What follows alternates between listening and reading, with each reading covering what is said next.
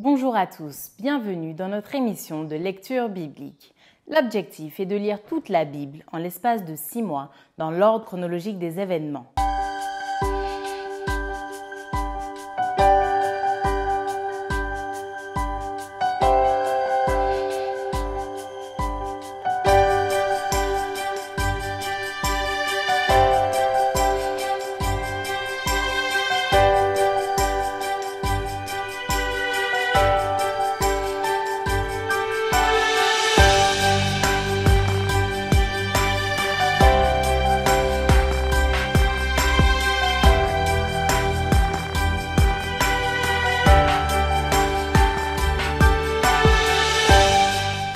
Cette émission vous est proposée par l'Église adventiste du 7e jour d'Évry. Si vous voulez suivre ce plan, vous pouvez cliquer sur le lien dans la description.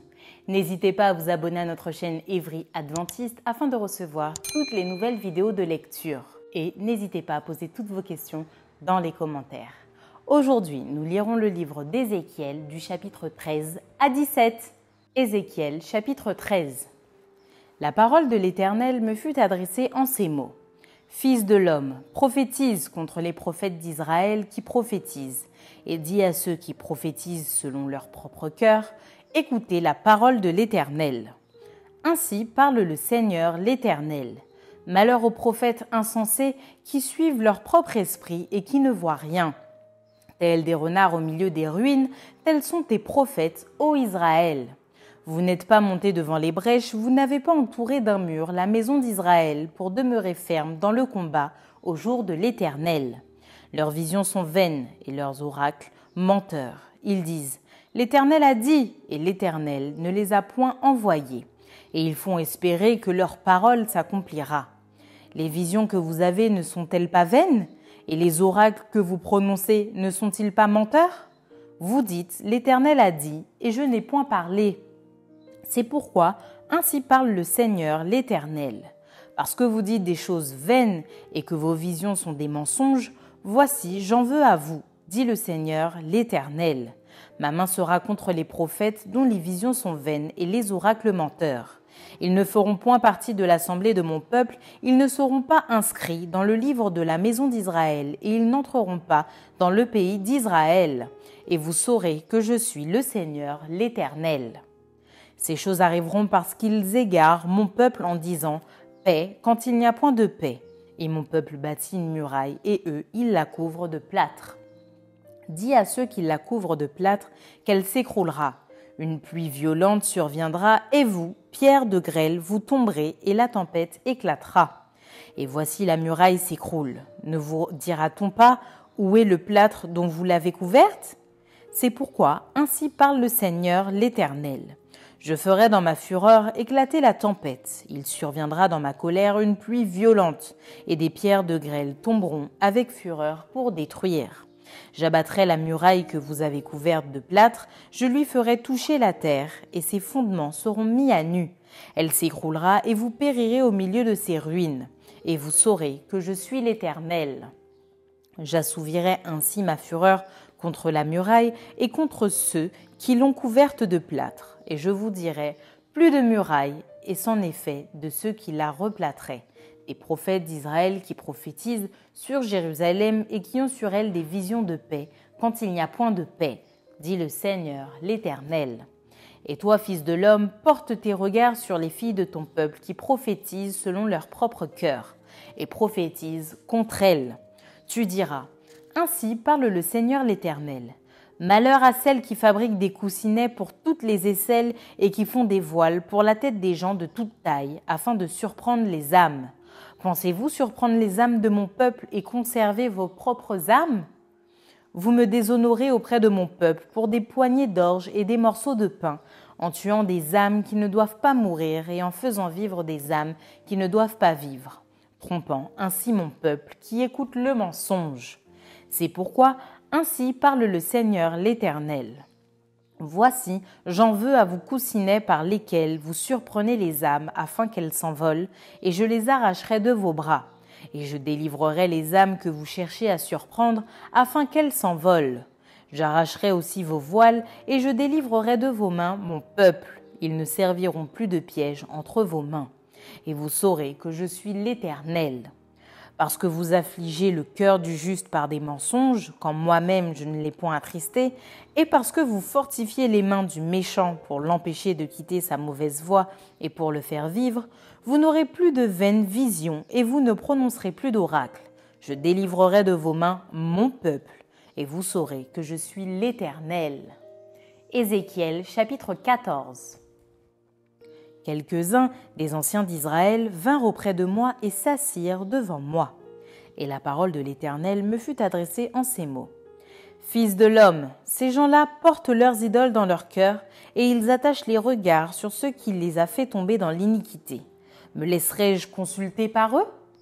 C'est pourquoi parle-leur et dis-leur. Ainsi parle le Seigneur l'Éternel.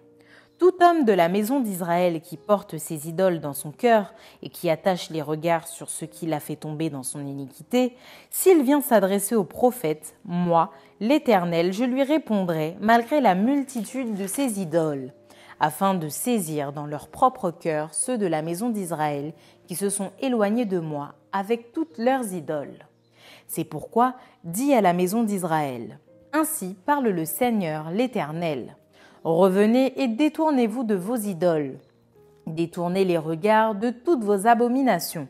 Car tout homme de la maison d'Israël ou des étrangers séjournant en Israël qui s'est éloigné de moi, qui porte ses idoles dans son cœur et qui attache les regards sur ceux qui l'a fait tomber dans son iniquité, s'il vient s'adresser au prophète pour me consulter par lui, moi, l'Éternel, je lui répondrai par moi. Je tournerai ma face contre cet homme, je ferai de lui un signe et un sujet de sarcasme, et je l'exterminerai du milieu de mon peuple, et vous saurez que je suis l'Éternel. Si le prophète se laisse séduire, s'il prononce une parole, c'est moi l'Éternel qui aurai séduit ce prophète. J'étendrai ma main contre lui et je le détruirai du milieu de mon peuple d'Israël. Ils porteront ainsi la peine de leur iniquité. La peine du prophète sera comme la peine de celui qui consulte, afin que la maison d'Israël ne s'égare plus loin de moi et qu'elle ne se souille plus par toutes ses transgressions. Alors ils seront mon peuple et je serai leur Dieu, dit le Seigneur l'Éternel. La parole de l'Éternel me fut adressée en ces mots. Fils de l'homme, lorsqu'un pays pécherait contre moi en se livrant à l'infidélité et que j'étendrais ma main sur lui, si je brisais pour lui le bâton du pain, si je lui envoyais la famine, si j'en exterminais les hommes et les bêtes, et qu'il y eut au milieu de lui ces trois hommes, Noé, Daniel et Job, ils sauveraient leur âme par leur justice, dit le Seigneur l'Éternel. Si je faisais parcourir le pays par des bêtes féroces qui le dépeupleraient, s'il devenait un désert où personne ne passerait à cause de ces bêtes, et qu'il y eut au milieu de lui ces trois hommes, je suis vivant, dit le Seigneur l'Éternel. Il ne sauverait ni fils ni fille, eux seuls seraient sauvés, et le pays deviendrait un désert. Ou si j'amenais l'épée contre ce pays, si je disais que l'épée parcourt le pays, si j'en exterminais les hommes et les bêtes et qu'il y eut au milieu de lui ces trois hommes, je suis vivant, dit le Seigneur l'Éternel. Ils ne sauveraient ni fils ni fille, mais eux seuls seraient sauvés. Ou si j'envoyais la peste dans ce pays, si je répandais contre lui ma fureur par la mortalité pour en exterminer les hommes et les bêtes et qu'il y eut au milieu de lui Noé, Daniel et Job, je suis vivant, dit le Seigneur l'Éternel. Ils ne sauveraient ni fils ni fille, mais ils sauveraient leur âme par leur justice. Oui, ainsi parle le Seigneur l'Éternel. Quoique j'envoie contre Jérusalem mes 4 châtiments terribles, l'épée, la famine, les bêtes féroces et la peste, pour en exterminer les hommes et les bêtes, il y aura néanmoins un reste qui échappera, qui en sortira des fils et des filles. Voici, ils arriveront auprès de vous, vous verrez leur conduite et leurs actions, et vous vous consolerez du malheur que je fais venir sur Jérusalem, de tout ce que je fais venir sur elle. Ils vous consoleront quand vous verrez leur conduite et leurs actions, et vous reconnaîtrez que ce n'est pas sans raison que je fais tout ce que je lui fais, dit le Seigneur l'Éternel. Ézéchiel chapitre 15. La parole de l'Éternel me fut adressée en ces mots. Fils de l'homme, le bois de la vigne, qu'a-t-il de plus que tout autre bois? Le sarment qui est parmi les arbres de la forêt? Prend-on de ce bois pour fabriquer un ouvrage? En tire-t-on une cheville pour y suspendre un objet quelconque? Voici, on le met au feu pour le consumer. Le feu en consume les deux bouts et le milieu brûle. Sera-t-il bon à quelque chose ? Voici, lorsqu'il était entier, on n'en faisait aucun ouvrage. Combien moins, lorsque le feu l'a consumé et qu'il est brûlé, en pourra-t-on faire quelques ouvrages ? C'est pourquoi ainsi parle le Seigneur, l'Éternel. Comme le bois de la vigne parmi les arbres de la forêt, ce bois que je livre au feu pour le consumer, ainsi je livrerai les habitants de Jérusalem. Je tournerai ma face contre eux, ils sont sortis du feu, et le feu les consumera. Et vous saurez que je suis l'Éternel quand je tournerai ma face contre eux. Je ferai du pays un désert parce qu'ils ont été infidèles, dit le Seigneur, l'Éternel. Ézéchiel chapitre 16. La parole de l'Éternel me fut adressée en ces mots. Fils de l'homme, fais connaître à Jérusalem ses abominations. Tu diras, ainsi parle le Seigneur, l'Éternel à Jérusalem. Par ton origine et ta naissance, tu es du pays de Canaan. Ton père était un Amoréen et ta mère une Hétienne. À ta naissance, au jour où tu naquis, ton nombril n'a pas été coupé, tu n'as pas été lavé dans l'eau pour être purifié, tu n'as pas été frotté avec du sel, tu n'as pas été enveloppé dans des langes. Nul n'a porté sur toi un regard de pitié pour te faire une seule de ces choses par compassion pour toi, mais tu as été jeté dans les champs le jour de ta naissance parce qu'on avait horreur de toi. Je passais près de toi, je t'aperçus baigné dans ton sang et je te dis, vis dans ton sang. Je te dis, vis dans ton sang. Je t'ai multiplié par 10 milliers comme les herbes des champs. Et tu pris de l'accroissement, tu grandis, tu devins d'une beauté parfaite. Tes seins se formèrent, ta chevelure se développa. Mais tu étais nu, entièrement nu. Je passais près de toi, je te regardais, et voici, ton temps était là, le temps des amours. J'étendis sur toi le pan de ma robe, je couvris ta nudité, je te jurai fidélité, je fis alliance avec toi, dit le Seigneur l'Éternel, et tu fus à moi. Je te lavai dans l'eau, je fis disparaître le sang qui était sur toi, et je t'oignis avec de l'huile. Je te donnai des vêtements brodés et une chaussure de peau teinte en bleu. Je te ceignis de fin lin, et je te couvris de soie. Je te parais d'ornements. Je mis des bracelets à tes mains, un collier à ton cou, je mis un anneau à ton nez, des pendants à tes oreilles et une couronne magnifique sur ta tête. Ainsi tu fus paré d'or et d'argent, et tu fus vêtu de fin lin, de soie et d'étoffes brodées. La fleur de farine, le miel et l'huile furent ta nourriture. Tu étais d'une beauté accomplie, digne de la royauté. Et ta renommée se répandit parmi les nations à cause de ta beauté, car elle était parfaite grâce à l'éclat dont je t'avais orné, dit le Seigneur l'Éternel. Mais tu t'es confié dans ta beauté et tu t'es prostitué à la faveur de ton nom. Tu as prodigué des prostitutions à tous les passants, tu t'es livré à eux. Tu as pris de tes vêtements, tu t'es fait des hauts lieux que tu as garnis d'étoffes de toutes couleurs et tu t'y es prostitué. Rien de semblable n'était arrivé et n'arrivera jamais. Tu as pris ta magnifique parure d'or et d'argent que je t'avais donnée et tu en as fait des simulacres d'hommes auxquels tu t'es prostitué. Tu as pris tes vêtements brodés, tu les en as couverts et tu as offert à ces simulacres mon huile et mon encens. Le pain que je t'avais donné, la fleur de farine, l'huile et le miel dont je te nourrissais, tu leur as offert ces choses comme des parfums d'une odeur agréable. Voilà ce qui est arrivé, dit le Seigneur l'Éternel. Tu as pris tes fils et tes filles que tu m'avais enfantés, et tu les leur as sacrifiés pour qu'ils leur servent d'aliment. N'était-ce pas assez de tes prostitutions ? Tu as égorgé mes fils, et tu les as donnés en les faisant passer par le feu en leur honneur. Au milieu de toutes tes abominations et de tes prostitutions, tu ne t'es pas souvenu du temps de ta jeunesse lorsque tu étais nu, entièrement nu, et baigné dans ton sang. Après toutes tes méchantes actions, malheur, malheur à toi, dit le Seigneur l'Éternel. Tu t'es bâti des maisons de prostitution, tu t'es fait des hauts lieux dans toutes les places. À l'entrée de chaque chemin, tu as construit tes hauts lieux. Tu as déshonoré ta beauté, tu t'es livré à tous les passants. Tu as multiplié tes prostitutions. Tu t'es prostitué aux Égyptiens, tes voisins au corps vigoureux, et tu as multiplié tes prostitutions pour m'irriter. Et voici, j'ai étendu ma main contre toi, j'ai diminué la part que je t'avais assignée, je t'ai livré à la volonté de tes ennemis, les filles des Philistins, qui ont rougi de ta conduite criminelle. Tu t'es prostituée aux Assyriens parce que tu n'étais pas rassasié. Tu t'es prostituée à eux et tu n'as pas encore été rassasié. Tu as multiplié tes prostitutions avec le pays de Canaan et jusqu'en Chaldée. Et avec cela, tu n'as pas encore été rassasié. Quelle faiblesse de cœur tu as eue, dit le Seigneur l'Éternel, en faisant toutes ces choses qui sont l'œuvre d'une maîtresse prostituée. Lorsque tu bâtissais tes maisons de prostitution à l'entrée de chaque chemin, lorsque tu faisais tes hauts lieux dans toutes les places, tu n'as pas même été comme la prostituée qui réclame un salaire. Tu as été la femme adultère qui reçoit des étrangers au lieu de son mari. À toutes les prostituées, on paie un salaire, mais toi tu as fait des dons à tous tes amants. Tu les as gagnés par des présents afin de les attirer à toi de toutes parts dans tes prostitutions. Tu as été le contraire des autres prostituées parce qu'on ne te recherchait pas. Et en donnant un salaire au lieu d'en recevoir un, tu as été le contraire des autres. C'est pourquoi, prostituée, écoute la parole de l'Éternel. Ainsi parle le Seigneur l'Éternel.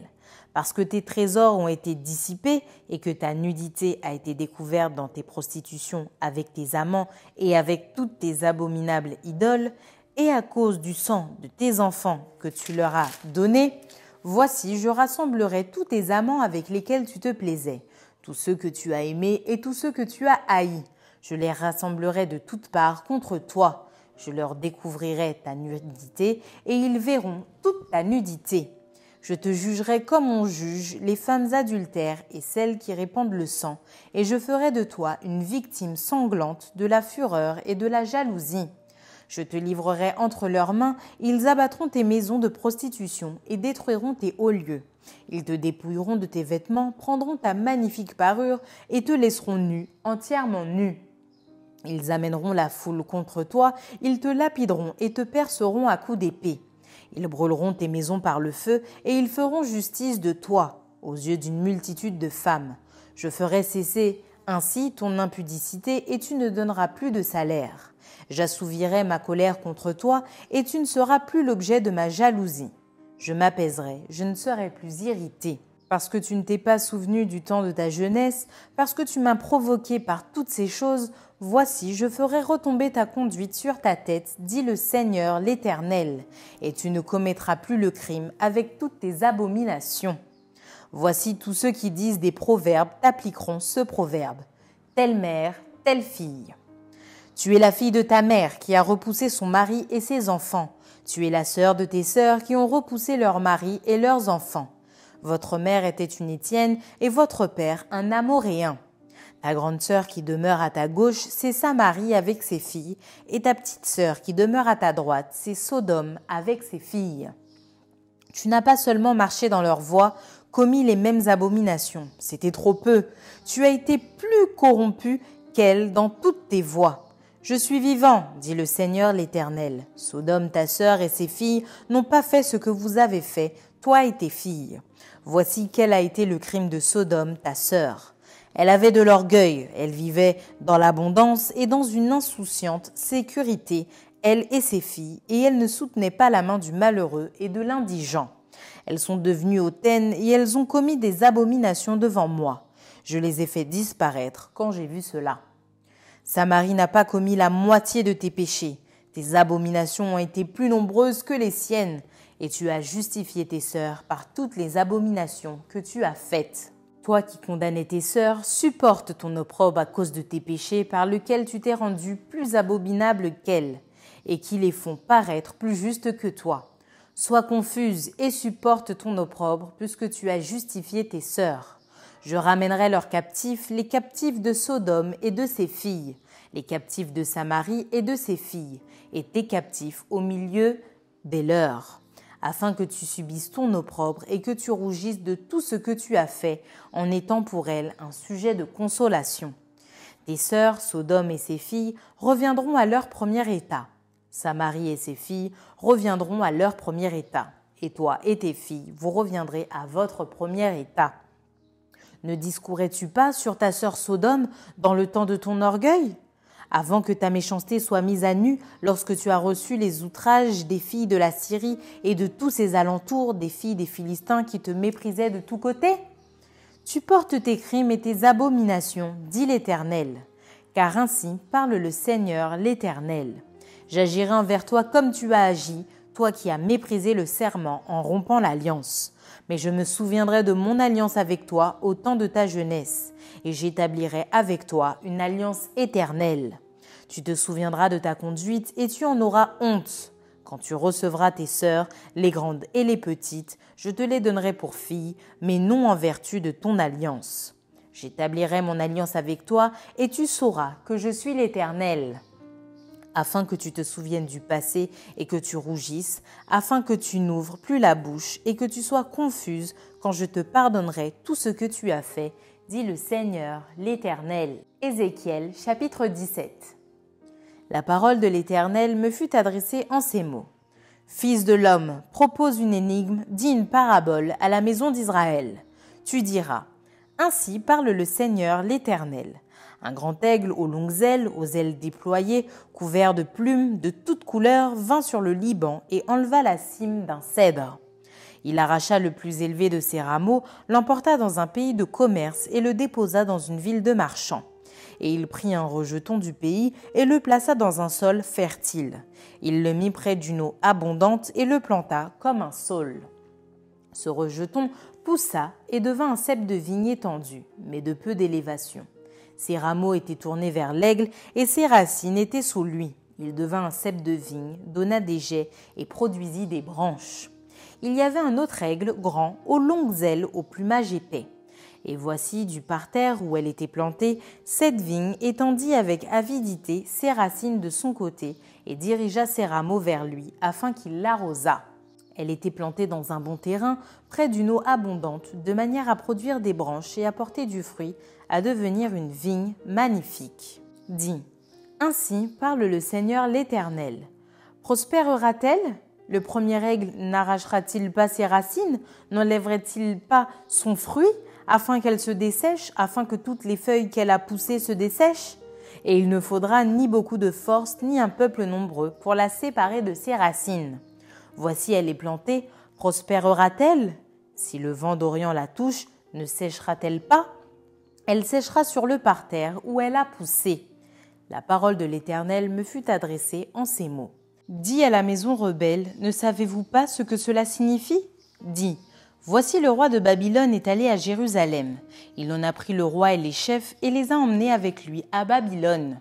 Il a choisi un membre de la race royale, a traité alliance avec lui et lui a fait prêter serment et il a emmené les grands du pays. Afin que le royaume fût tenu dans l'abaissement sans pouvoir s'élever et qu'il gardât son alliance en y demeurant fidèle. Mais il s'est révolté contre lui en envoyant ses messagers en Égypte pour qu'elle lui donnât des chevaux et un grand nombre d'hommes. Celui qui a fait de telles choses, réussira-t-il? Échappera-t-il? Il a rompu l'alliance et il échapperait.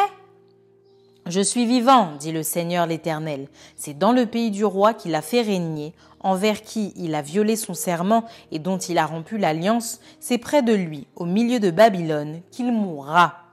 Pharaon n'ira pas avec une grande armée et un peuple nombreux le secourir pendant la guerre, lorsqu'on élèvera des terrasses et qu'on fera des retranchements pour exterminer une multitude d'âmes. Il a méprisé le serment, il a rompu l'alliance, il avait donné sa main et il a fait tout cela. Il n'échappera pas. C'est pourquoi ainsi parle le Seigneur l'Éternel. Je suis vivant, c'est le serment fait en mon nom qu'il a méprisé, c'est mon alliance qu'il a rompue. Je ferai retomber cela sur sa tête. J'étendrai mon rai sur lui et il sera pris dans mon filet. Je l'emmènerai à Babylone et là je plaiderai avec lui sur sa perfidie à mon égard. Tous les fuyards de toutes ses troupes tomberont par l'épée et ceux qui resteront seront dispersés à tous les vents. Et vous saurez que moi, l'Éternel, j'ai parlé. Ainsi parle le Seigneur l'Éternel. J'enlèverai, moi, la cime d'un grand cèdre et je la placerai. J'arracherai du sommet de ses branches un tendre rameau et je le planterai sur une montagne haute et élevée. Je le planterai sur une haute montagne d'Israël. Il produira des branches et portera du fruit. Il deviendra un cèdre magnifique. Les oiseaux de toute espèce reposeront sous lui. Tout ce qui a des ailes reposera sous l'ombre de ses rameaux.